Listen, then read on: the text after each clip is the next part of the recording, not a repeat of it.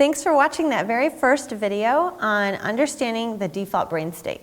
Now that video is really important for you to understand before you get into a meditation practice, because there's so many people that really feel like they can't meditate because their mind is so active. But now you guys know why. And now I want to talk to you a little bit more about how our active brain and those 4 areas of the brain can actually create suffering and problems in our life. So the first thing is when our mind is doing inner commentary. So if you remember, we've got inner commentary, time traveling, self-referential processing, and then social cognition. So when our mind is in the inner commentary and it's looking for things wrong with the current environment, like it's too hot in here, or that person shouldn't have said that, then the mind is always looking for things that are wrong with the current environment, things that it can fix. And if we're always looking for things that can be fixed, then we're never really quite content in the present moment. And when we are time traveling, and when we're going off into the past, and we're reliving an old experience, then we're escaping the present moment, and we're not present, we're not there, we're not in the feelings of the present moment. We're bringing up old feelings from the past, old emotions, and we're really giving fuel to that fire that we don't need to be doing. When we're not here in the present moment, we're escaping. There's no situation that can be fixed by escaping it.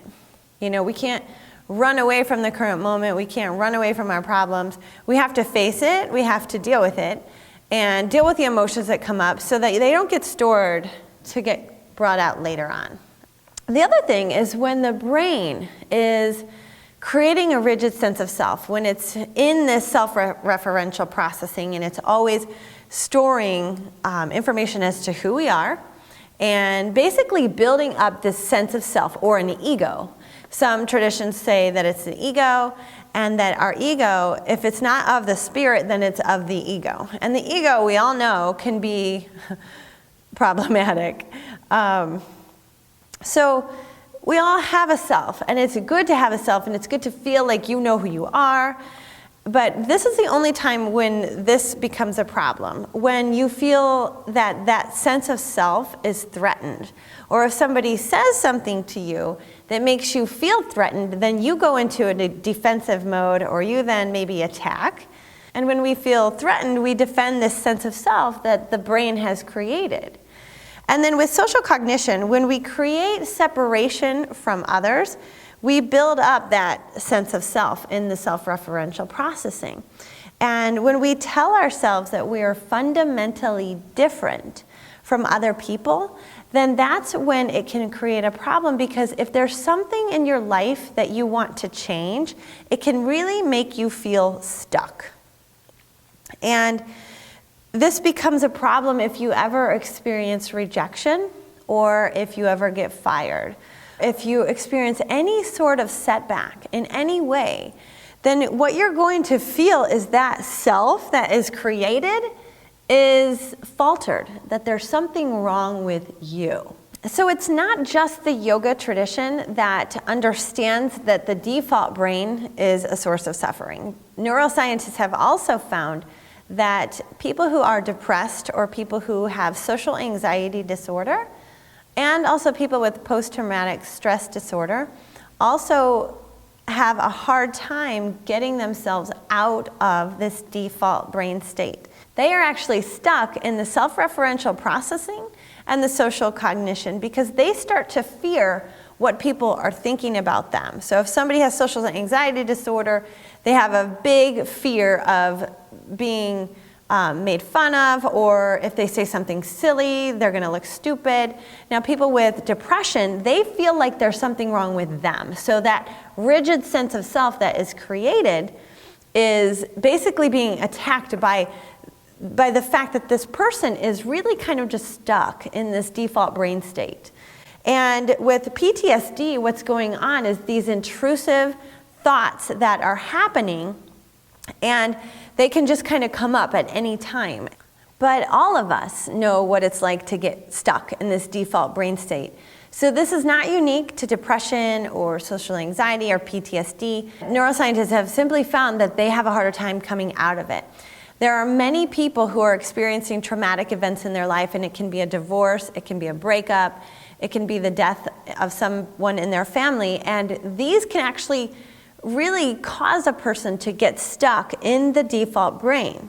So what happens when we're stuck in the default brain is that instead of turning inwards, we try to change things in our outer environment. We try to change things in other people, in controlling issues, or trying to get people not to say certain things, or trying to get people to act a certain way, or trying to just change certain things in the outer environment, when really what we should be doing is looking inwards. But the good news is that the neuroscientists have found an alternative brain state. So this is magnificent. And they only were able to find this other brain state in people who had an active meditation practice. What they found is the areas of the brain that experience the present moment, such as sight, hearing, sound, and smell, and then also the part of the brain in the frontal lobe that keeps your attention here in the present moment. Those areas of the brain were actually thicker, with more neurons and more connections between the neurons in the brains of people who meditated.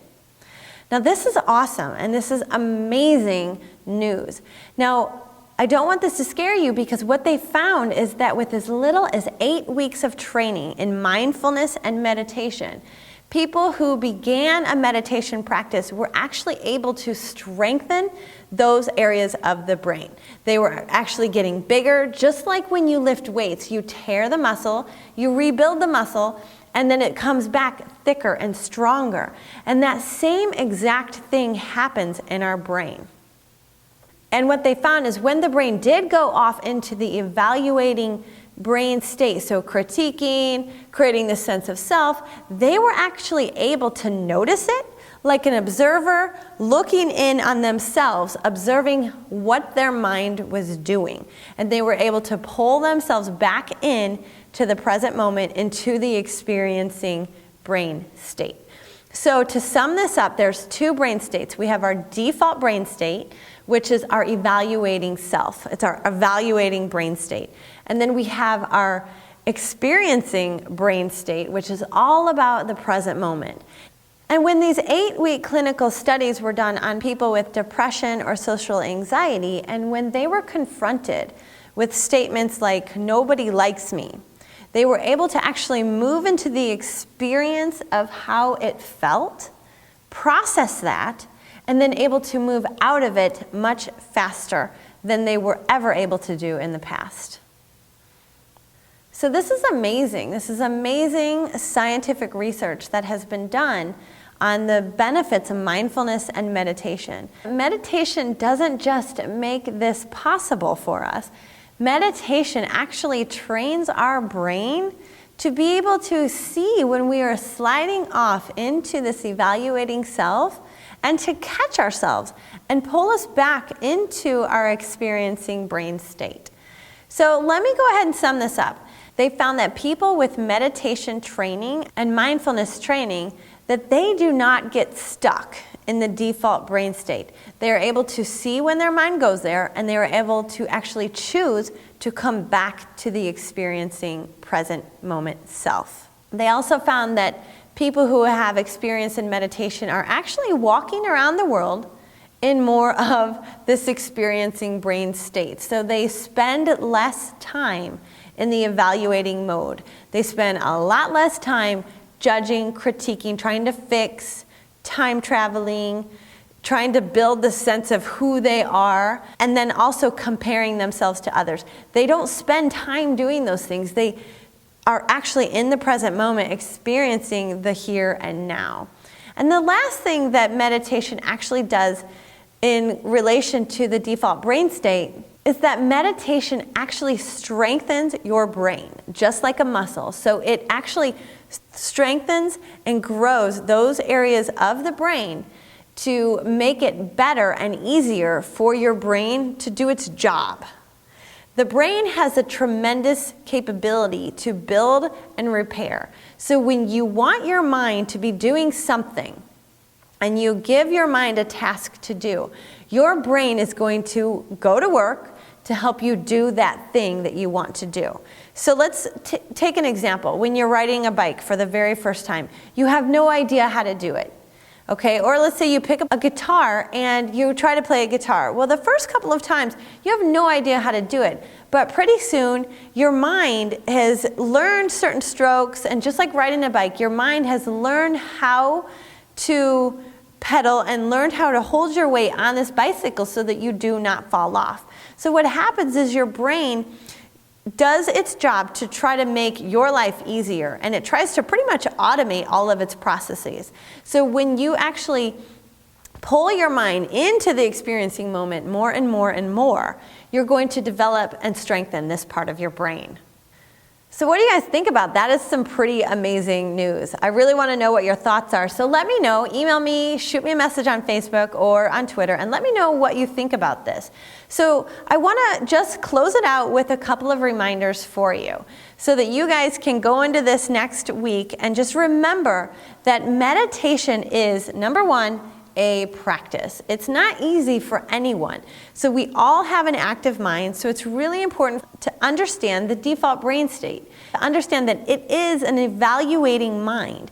And all you have to do is give your brain a task, something to do, and you can train your brain to stay here in the present moment. And that's what it is. It is a practice, okay? Now, number two, meditation is the practice, okay? So if you want to get better at meditation, and if you want to get the areas of the brain thicker that experience the now, then meditation is the only practice that you need to be doing, because it is the practice that helps your brain to get thicker and stay here in the present moment, okay? And you're going to learn some techniques throughout this next week to help you do just that. And then also, you guys, I want you to understand that this is a process, and to not beat yourself up when you find your mind wandering off and doing what it naturally is going to be doing. It's going to go and do its job. That's what your brain is supposed to do.